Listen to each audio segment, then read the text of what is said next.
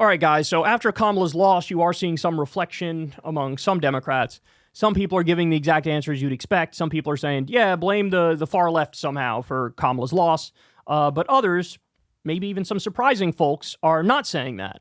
And that's kind of interesting. So as we pointed out, David Brooks came out and said maybe Bernie was right.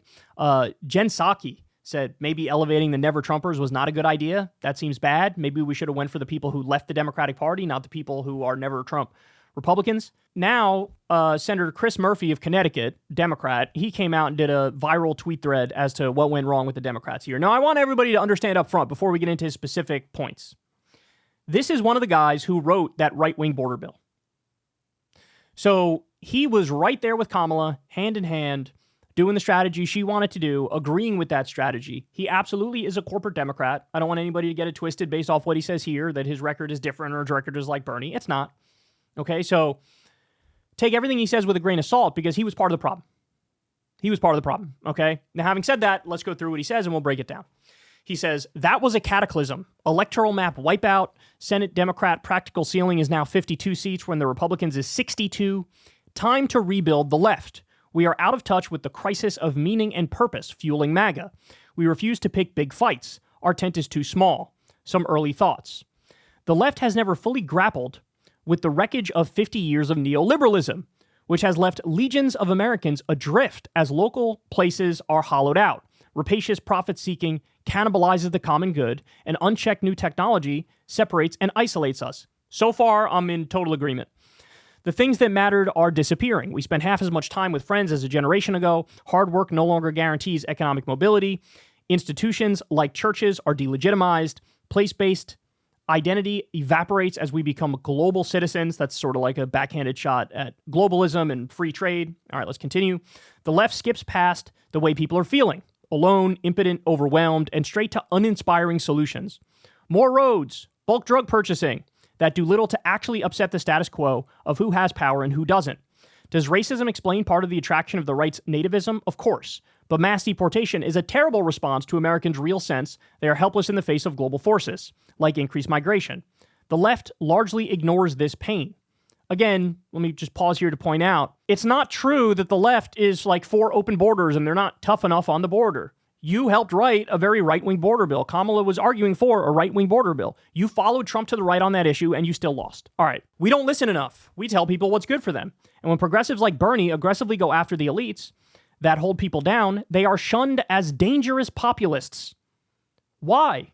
Maybe because true economic populism is bad for our high-income base. Holy shit. He admitted it. And if you look at the exit polls and the numbers coming out of this election, it is true that Democrats picked up more with suburban voters who are upper middle class and Republicans picked up more with working class voters. And what he's saying here is, hey, maybe we don't go far enough. Maybe we've cucked ourselves to the elites because many of them vote for us. And also, many of them fund your campaigns. Damn, he just said it. Said the quiet part out loud. All right, more. Meanwhile, men tumble into a different kind of identity crisis as the patriarchy, society's primary organizing paradigm for centuries, rightly crashes. The right pushes an alluring dial back. The left says, get over it. Again, a refusal to listen/offer responsible solutions. We cannot be afraid of fights, especially with the economic elites who have profited off neoliberalism. The right regulatory picks fights with elites, Hollywood, higher education, etc. Democrats and the Harris campaign are tepid in our fights with billionaires and corporations. For a while there, she actually was doing okay on that front, really leaning into the we're going to ban price gouging, running some ads saying Trump's going to cut taxes for billionaires, I'm going to cut taxes for you. It wasn't all horrible, but when you pair that with, campaigning with Liz Cheney, giving Dick Cheney credit, talking about how you have a Glock and you're not afraid to use it, really bending over backwards to reach out to Republicans, it sort of took the hard edges off of that. And also dropping the weird messaging. All right, let's continue. Real economic populism should be our tentpole. But here's the thing. Then you need to let people into the tent who aren't 100% on board with us on every social and cultural issue, or issues like guns or climate. Those are hard things for the left. A firm break with neoliberalism.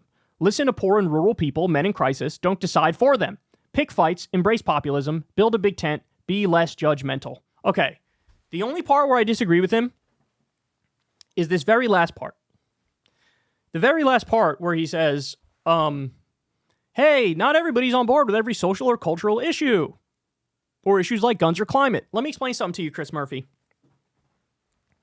What Trump winning shows is Americans are not afraid to cast a ballot for people who disagree with them on some issues.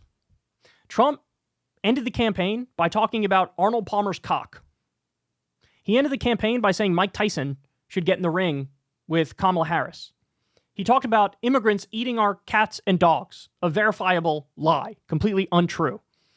The idea that your takeaway is, in any way, shape, or form, to capitulate to Republicans more on social issues or any other issue is absolutely bogus. Trump is divisive, arrogant, and unhinged. That is not an impediment to winning an election in modern-day America. So maybe we need some people on the Democratic side that are divisive, arrogant, and unhinged. The idea you throw trans people or whatever other cultural issues under the bus now, no, if anything, I take the exact opposite away. The exact opposite away. Change the narrative. Trump won because he had a narrative. He's angry and he has a narrative. The narrative is the immigrants are screwing you over. The cultural elites are screwing you over. The trans people are screwing you over. This is their narrative. It's fucking wrong, but it's a narrative. It's an answer. Democrats don't have an answer. Democrats are technocrats. Hey, if we do these little tweaks to the status quo, here's my list of policy solutions, and then we're good, right? No, you don't even have a story. There's no story where you're the protagonist, and the people who vote for you are the protagonists, and you're fighting against the forces of evil. That story needs to be there. So that story needs to be. The problem is not the trans people. The problem is not the immigrants. It's got nothing to do with that. Your hatred has been misdirected. It's pointing in the wrong direction now. You need to understand that. The people you should actually hate, it's the billionaires, it's the corporations, it's the big money donors, it's the super PACs. The government is now bought and owned by corporate America, and they screw over working people on a daily basis. And that's why, because our system is so corrupt, because big money has absolutely destroyed our government's ability to be representative to the public. Flip the narrative. They say, hate immigrants and cultural elites. You say, hate conservative elites and big money donors. Make clear who the villain is. That's what you need to do. And the idea that you need to pair that with like, oh, and by the way, now we agree with Republicans on trans shit? Now, fuck off.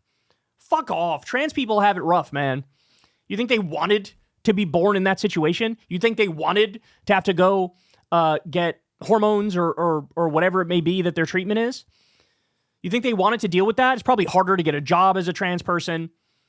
It's harder in your personal life and your private life. And your solution is let's just, capitulate to them on whatever social issues. I'm bringing up trans people here, but he brings up other social issues. Donald Trump said so much unhinged shit. And so many he said deploy the military against my enemies, basically. And he won. So the idea that, working class voters won't maybe vote for somebody who says, yeah, on guns, I want to do universal background checks and ban high capacity magazines. The idea that that's a bridge too far, as long as you're selling a narrative, is nonsense. On climate change, the idea we could just pretend climate change isn't happening. Are you fucking kidding me? It ties into our broader narrative too. Big oil and the fossil fuel industry have bought the government to represent them and not represent the American people, and they are literally willing to drive us off a cliff and destroy human civilization for more money, for profit, for greed. That ties into our broader narrative. So, look, he's right about economic populism being the central organizing feature, what it should be for the Democrats, but he's wrong about you got to capitulate on other issues. No, you don't. If anything, I'm more emboldened than ever. And I'm ready to be incredibly divisive and arrogant because Trump is the most divisive, arrogant motherfucker I've ever seen, and he won being that way 2 out of 3 times. So no, we're not going to walk on eggshells. No, we're not going to reel it in or shift course when it comes to social issues. Fuck out of here.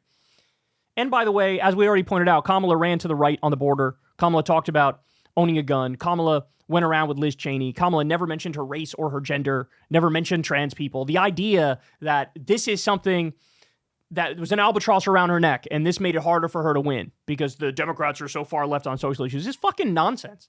It's absolute fucking nonsense. And final point is, look, he's saying the right things. I'm happy he's saying the right things. Credit to him for saying the right things. But also, Chris Murphy, if you really believe this, you can't just talk the talk. You got to walk the walk. Namely, why don't you come out and say, I'm not taking any super PAC money anymore. I'm not taking any corporate money anymore. I'm only taking union money, small dollar donations, because I need to represent the working class more effectively. And I can't have pharma donors and health insurance company donors and Wall Street donors and be out here and fight against those groups. No, if you're going to fight against them, you got to stop being funded by them. You have to do that. And is he going to do that? Almost certainly not, right? Almost certainly not. But he's not wrong on the broader picture. Economic populism has got to be the core of it. But he is wrong about, hey, forget on these social issues, forget it. No, be more arrogant, be more unhinged, be more divisive, be more extreme, be clear what you stand for, and just fight relentlessly. Because if there's one thing that you take away from Trump, he's angry and he fights relentlessly, even though he's wrong about virtually fucking everything. So how about you be angry and you fight about everything, but guess what? You have the added benefit of being right about everything. That's the solution, that's the answer. So it's better than what a lot of people are saying, though. You guys know there are Democratic consultant classes out there blaming Bernie and Medicare for All, and it's like, what the fuck are you talking about? Kamala never mentioned Medicare for All, you fucking idiots. Oh, it's the far left, it's wokeness. She didn't run a woke campaign at all. There was no wokeness, there was no identity politics, there was no cancel culture, there was no political correctness, there was no none of that. Let's stop pretending. The answers are clear, the answers are there. Actually represent a counter narrative and a counter vision and a counter ideology, and be aggressive and arrogant with it. And also, it doesn't hurt to have somebody who's funny, who's a celebrity, who's controversial. That helps massively as well. So anyway, there you have it. We're getting there. But my fear, of course, everybody's going to snap back in line. What people are going to take away from, like, what other Democrats who are elected will take away from Chris Murphy's thing here is actually not the economic populism part. The only part they'll agree with him on is you're right. Let's say we don't believe in climate change anymore. Let's say we don't want to do anything when it comes to guns anymore. Let's say, let's throw trans people under the bus more. That's my fear. That's my fear. And it's up to you and me and everybody who's an outsider and who's a voice for the people to scream that we're not abandoning our minority brothers and sisters. We're not doing it. We're not doing it. What we're going to do is flip the narrative and go on the offense and truly make the organizing feature the economic populism. All right, guys, that's the show. Love y'all very much. You guys know the drill. Everybody, please click like, click subscribe, all that fun stuff. You could support the show on Patreon here. You could tip on with the thanks button on YouTube there. You could also click that bell icon so you get a notification every time something drops, a video drops. All right, I'll see all you guys tomorrow. Everybody have a great rest of your day. Hey, y'all, do me a favor and like and subscribe. It helps out big time in the algorithm. Click the bell as well for notifications when videos drop. And watch that video on screen right now. You know you want to.